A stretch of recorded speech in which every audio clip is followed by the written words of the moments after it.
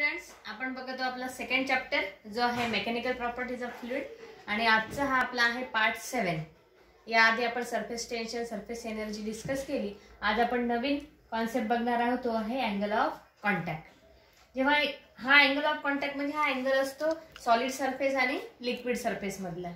Suppose liquid घेतला आपण एका कंटेनर मध्ये, हा त्याचा एक सरफेस आहे। या सरफेसला जर आपण टँजेंट ड्रॉ केली तर त्या टँजेंट मधला आणि सॉलिड सरफेस म्हणजे जी व्हेसल असेल त्याचं वॉल, त्या व्हेसलच्या वॉल मधला अँगल पण व्हेसल तो मेजर करायचा विद इन द लिक्विड, म्हणजे लिक्विडच्या बाहेर सुद्धा हा सुद्धा अँगल होऊ शकतो, तो नाही कन्सिडर करायचा, तर लिक्विड मधला अँगल कन्सिडर करायचा। म्हणजे tangent to the liquid surface and solid surface within the liquid, या अँगल थीटाला आपण म्हणतो अँगल ऑफ कॉन्टॅक्ट। त्याची प्रॉपर डेफिनेशन बघूया।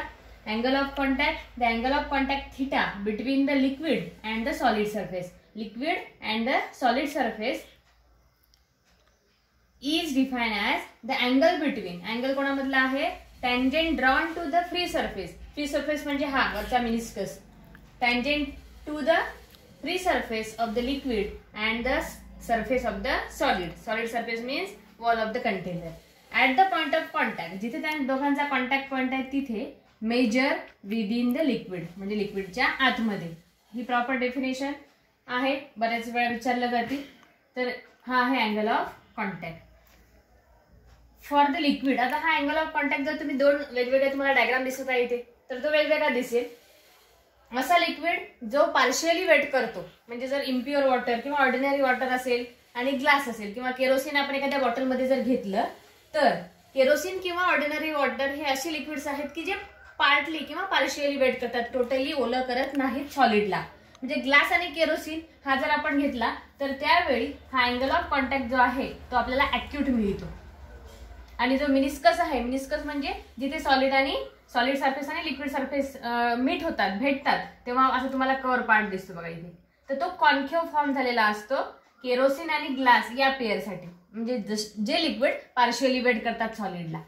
आणि दुसरी जर तुम्ही डायग्राम बघितली, यात आपण मर्क्युरी घेतला आहे ग्लास कंटेनर मध्ये, एका वेसल मध्ये मर्क्युरी घेतला। मर्क्युरी हा असा लिक्विड आहे जो वेट करत नाही, बिलकुल ओला करत नाही। आपल्या तुम्ही जर एखाद्या कंटेनर मध्ये घेतला त्याला, तर त्याला ओलं होत नाही तो कंटेनर ग्लासचा। तर अशा लिक्विडला म्हणतात which does not wet the solid. Mercury does not wet the solid. आणि अशा वेळी तुम्हाला जो मिनिस्कस आहे तो कॉन्व्हेक्स प्रकारचा दिसतो असा, आणि या कॉन्व्हेक्स सरफेसला आपण टँजेंट ड्रॉ केली आणि हे solid surface within the liquid, हा जो अँगल आहे हा ऑब्च्यूज दिसतो। ऑब्च्यूज म्हणजे ग्रेटर दॅन 90। तर विशाल कोण दिसतो आपल्याला?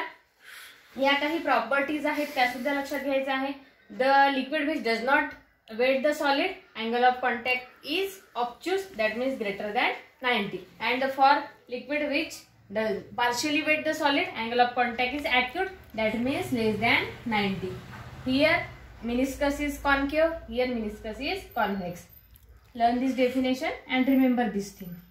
आता आपण याच वरून शेप ऑफ द meniscus, तुम्हाला बऱ्याच वेळा क्वेश्चन येतो की why kerosene and glass, in case of kerosene and glass why meniscus is concave, and for the pair of glass and mercury why the meniscus is convex, and for proper or pure liquid and clean glass the surface is plane. असं जर तुम्हाला question असेल तर ते आपण detail मध्ये बघूया एक एक। बघा shape of the meniscus. Shape of the meniscus मध्ये फर्स्ट वन आहे कॉन्केव मिनिस्कस, म्हणजेच acute angle of contact. Concave meniscus मध्ये आपल्याला अँगल ऑफ कॉन्टॅक्ट हा ॲक्यूट मिळतो। यामध्ये कॉन्केव मिनिस्कस केव्हा मिळेल? It is occur when liquid partially wet the solid. आता जो आपण याआधी कंटेनर घेतला होता, हा असा हा कंटेनर, यातला हा हाफ पार्ट आहे या डायग्रामचा। एक कंटेनर आहे आणि कंटेनरची जी वॉल आहे ती फक्त आपण इथे ब्रॉडली दाखवली आहे। अशी वॉल नसते, आपण ही थिक झाली, थिन असते वॉल, पण आपल्याला प्रॉपर शो करण्यासाठी आपण ही वॉल दाखवली आहे। आणि हा लिक्विड, इथे सुद्धा ते कंटेनर आहे, त्यातला हाफ पार्ट आहे दाखवलेला। तर हा झाला वॉल ऑफ द कंटेनर, त्याला सॉलिड म्हटलं। हे लिक्विड घेतलं आहे केरोसिन सारखं किंवा ऑर्डिनरी वॉटर सारखं। आता यामध्ये होतं काय, ही एकच साइड बघत आहे आपण, यामध्ये होतं काय बघा, अशा लिक्विड मध्ये which partially wet the solid, the different forces आपण बघितले, त्यातला जो अडेसिव्ह फोर्स आहे, अडेसिव्ह फोर्स कोणामधला, सॉलिड आणि या मॉलिक्यूल मधला, त्यातला एक मॉलिक्यूल आपण इथला कन्सिडर केला जो आहे वॉलच्या अगदी जवळ, वॉलच्या जवळ असलेला एक मॉलिक्यूल कन्सिडर केला. हा जो स्पियर आहे तो त्याचा स्पियर ऑफ इन्फ्लुएन्स आहे. तर या स्पियर ऑफ इन्फ्लुएन्सवर किंवा या मॉलिक्यूलवर वेगवेगळे फोर्स ऍक्ट होतील. तो पहिला फोर्स आहे अडेसिव्ह फोर्स, तो आपण दाखवला एपीने. अडेसिव्ह फोर्स कोणाला मधला, या सॉलिड सरफेस, या सॉलिड मॉलिक्युल्स मधला आणि या मॉलिक्यूल ए मधला, त्याला आपण अडेसिव्ह फोर्स म्हणतो. तर तो अडेसिव्ह फोर्स आपण एपी बारने दाखवलाय. जो कोहेसिव्ह फोर्स आहे कोणामधला, या मॉलिक्यूल ए मधला आणि बाकीचे जे लिक्विड मॉलिक्यूल आहेत किंवा केरोसिन मॉलिक्यूल आहेत, मॉलिक्यूल सेम आहेत त्यामुळे आपण त्याला कोहेसिव्ह फोर्स म्हणतो. तो आपण दाखवला इथे एसीने. हा जो आहे हा एसी, हा जो आहे हा आहे कोहेसिव्ह फोर्स. तर अशा प्रकारच्या लिक्विड मध्ये जे पार्शियली वेट करतात, adhesive force is larger than the cohesive force. म्हणजेच काय, तर net adhesive force AP bar is larger और greater than the cohesive force AC. आता ओढणारा इकडच्या बाजूने जास्त आहे, ज्याची कॅपॅसिटी जास्त किंवा जो फोर्स जास्त तिकडे त्याचा रिझल्टंट जाईल. म्हणजेच हा AP इकडे ओढत आहे, हा AC या साईडला ओढत आहे, पण एपीचा जो फोर्स आहे तो जास्त आहे त्यामुळे रिझल्टंट जो आहे तो सॉलिड मध्ये शिफ्ट होतो. हा आहे AR. तुम्ही कन्सिडर करा, दोन जर व्यक्ती असतील, एक जास्त फोर्सफुली ओढत असेल तर जी काही रस्सी वगैरे तुम्ही ओढत असाल तर ती फोर्स जास्त फोर्सने ओढणाऱ्या व्यक्तीकडे खेचली जाईल. तसंच मग एपी हा जास्त असल्यामुळे या दोघांचा जो नेट रिझल्टंट आहे तो सॉलिड मध्ये शिफ्ट होतो. आता फोर्स जास्त असल्यामुळे होणार काय आहे, जे इथले मॉलिक्युल्स आहेत ते असे ओढल्या जातील अगेन्स्ट द सॉलिड रेजिस्टन्स. जो सॉलिड सरफेस जरी असला तर सॉलिड मध्ये तर जाणार नाही लिक्विड, म्हणून तो काय करतो, इकडे फोर्स जास्त असल्यामुळे इथला जो मॉलिक्यूल आहे तो वरती जातो त्या कंटेनरच्या वॉलवर. हा या कारणामुळे हा जो मेनिस्कस आहे तो कॉन्केव्ह मिळतो. आणि मग ॲक्यूट अँगल कसा मिळतो तो बघा. आता रिझल्टंट जो आहे तो AR आहे. जेव्हा इक्विलिब्रियम कंडिशन असते तेव्हा काय होतं की नेहमी टँजेंट जी ड्रॉ करतो ती आपण, टँजेंट आणि हा रिझल्टंट फोर्स एकमेकांना 90च्या अँगलला असतात. म्हणून मग ही जी टँजेंट आहे AT कुठे ड्रॉ केली आहे, या मिनिस्कसला, ही AT आणि हा AR एकमेकांना परपेंडिक्युलर असतात 90च्या अँगलनी. आणि आपण जे पाहिलंय AT मधला म्हणजे tangent to the meniscus and wall of the solid surface, यामधला जो अँगल आहे हा तो असतो अँगल ऑफ कॉन्टॅक्ट, आणि म्हणून तो इथे लेस दॅन 90 म्हणजेच ॲक्युरेट मिळतो आपल्याला. तर तेच आपण इथे डिस्कस केलाय. काय लक्षात ठेवायचं आपल्याला, 4 पॉइंट्स मेनली लक्षात ठेवायचं आणि तेच मग डिस्कस करत जायचं. In case of the liquid which partially wet the solid, त्याचे एक्झाम्पल काय आहे, केरोसिन अँड ग्लास किंवा मग ordinary water and glass. Net adhesive force AP is greater than cohesive force AC. Then resultant AR जे आपण इथे discuss केलं तेच आपण इथे लिहिलंय. Resultant AR shift in the solid at equilibrium. Resultant force AR is perpendicular to the tangent AT. ही condition असते ती फॉलो करते प्रत्येक लिक्विड. जेव्हा इक्विलिब्रियम किंवा स्टेडी स्टेटला असतो तेव्हा रिझल्टंट फोर्स आणि टँजेंट टू द सरफेस एकमेकांना 90 डिग्रीला असतात. Therefore molecules near the wall should पाईल अप किंवा क्रिप्स अपवर्ड, वरच्या दिशेने क्रीप होतात अगेन्स्ट द सॉलिड बाउंड्री.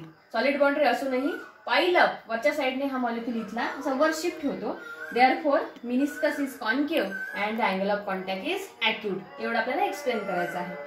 तर नेक्स्ट जो आहे कॉन्व्हेक्स मिनिस्कस कसा फॉर्म होतो हे आपण डिस्कस करूया. कॉन्व्हेक्स मिनिस्कस किंवा मग त्यात फॉर्म होणारा अँगल जो असतो तो असतो ऑब्च्युस अँगल ऑफ कॉन्टॅक्ट. आता जसं आपण घेतलं होतं कंटेनरमध्ये केरोसिन किंवा ऑर्डिनरी वॉटर, आता इथे घ्यायचं आहे mercury and this is the liquid which does not wet the solid. तर आपण लिहून घेऊया. In case of the liquid does not wet the solid like mercury. आता इथे लक्षात काय ठेवायचं आहे, जो इथे कोहेसिव्ह फोर्स जास्त असतो.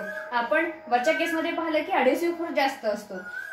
प्रत्येक वेळी अडेसिव्ह फोर्स आपण हॉरिझॉन्टलच ड्रॉ करायचा AP.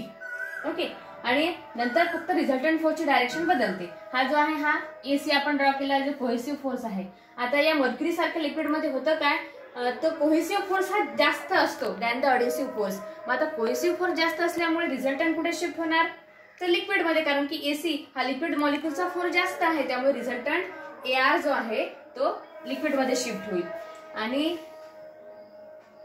ओढण्याची कॅपॅसिटी कुठे आहे, लिक्विड मध्ये जास्त आहे, म्हणून मग हे मॉलिक्युल्स डाऊन साईडला ओढल्या जातात फोर्सफुली. म्हणून मग हा आपला सरफेस जो आहे तो कॉन्व्हेक्स प्रकारचा दिसतो आणि या कॉन्व्हेक्सला मग टँजेंट ड्रॉ केली आणि नॉर्मल किंवा स्टेडी स्टेटला टँजेंट जी आहे ती रिझल्टंटला परपेंडिक्युलर असते. काढताना फक्त डायग्राम या गोष्टी लक्षात ठेवायच्या की ही जी टँजेंट आहे it is perpendicular to the resultant force AR. Okay, आणि या टँजेंट मधला आणि या सॉलिड सरफेस मधला अँगल म्हणजे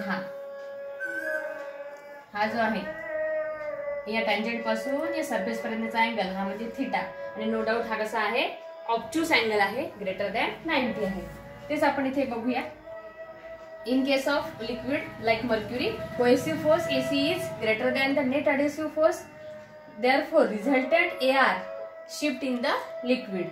And at equilibrium, this resultant force AR is perpendicular to the tangent AT. मग AR ला tangent perpendicular असणारी ड्रॉ करायची. Therefore, molecules near the wall creeps downward. Liquid मधला फोर्स जास्त आहे म्हणून लिक्विड खालच्या दिशेने त्याला ओढेल. And अगेन्स्ट द सॉलिड बॉडीच्या अगेन्स्ट ते डाऊनवर्ड क्रिप्स होतील, ओढल्या जातील. Therefore meniscus is convex and angle of contact is obtuse here. Okay, easy आहे. नंतर zero angle of contact. Third case आहे की अँगल ऑफ कॉन्टॅक्ट हा झिरो कधी आढळतो तर जेव्हा प्युअर वॉटर असेल, हायली प्युरिफाईड वॉटर असेल आणि क्लीन ग्लास असेल, अशा केसमध्ये आपल्याला अँगल ऑफ कॉन्टॅक्ट हा झिरो मिळतो. आता अशा लिक्विड मध्ये in case of the liquid which completely wet the solid, पूर्ण प्रकारे त्या ग्लासला ओला करतो किंवा वेट करतो असा हा असतो. In case of the liquid which completely wets the solid, म्हणजेच एक्झाम्पल काय तर highly pure water and clean glass. Here number of molecules near the wall of the container are very few and therefore cohesive force is negligible. That means AC is 0. आता बघा अशा केसमध्ये होतं काय, हा जो एखादा मॉलिक्यूल घेतला आपण नियर द वॉल, तर या वॉलच्या जवळ असणारा जो मॉलिक्यूल आहे जो हायली प्युअर वॉटरच्या संदर्भात आपण बोलत आहोत, तर इथे लिक्विड मॉलिक्यूल जे आहे यांची संख्या जवळपास फार निग्लिजिएबल असते. त्यामुळे आपण त्याचा जो फोर्स आहे cohesive force due to the liquid molecule हा निग्लेक्ट करतो फार कमी असल्यामुळे. फक्त ऍक्टिव्ह जो आहे तो अडेसिव्ह फोर्स आहे AR. त्यामुळे आपण AC हा 0 दाखवला. Only the force is adhesive force AP आणि मग ओढणारा एकच आहे त्यामुळे रिझल्टंट APच्याच डायरेक्शननी होते. AP is adhesive force and AC is not present or negligible. Therefore resultant is also in this direction. रिझल्टंटची डायरेक्शन सुद्धा AR याच डायरेक्शननी होते. मग आपल्याला माहिती आहे की इक्विलिब्रियम कंडिशनला AR and AT are perpendicular. मग टँजेंट AT अँड AR हे दोघं परपेंडिक्युलर असतात नेहमी. त्यामुळे हा AT टँजेंट पण याच साइडने आहे आणि सॉलिड सरफेस पण हाच आहे विदिन द लिक्विड. त्यामुळे अँगल कितीचा आहे 0. सॉलिड सरफेस पण हाच आहे आणि त्यावर टँजेंट सुद्धा इथेच ड्रॉ केला गेलेली आहे. त्यामुळे अँगल ऑफ कॉन्टॅक्ट जो आहे तो कसा आहे 0 आहे. बघा resultant force AR is along the adhesive force AP. That is AP is equal to AC.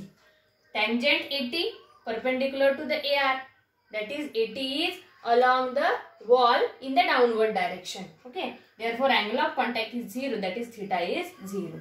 आता इथे आपण अँगल ऑफ कॉन्टॅक्ट टँजेंट मधला आणि सॉलिड सरफेस मधला घेतो. आता तो त्या दोन्ही डायरेक्शन एकच आहे त्यामुळे अँगल ऑफ कॉन्टॅक्ट इथे 0 आहे. So angle of contact is 0 for the pure water and clean glass. आता एक नेक्स्ट कंडिशन आहे ती म्हणजे अँगल ऑफ कॉन्टॅक्ट जो आहे तो 90 केव्हा असतो.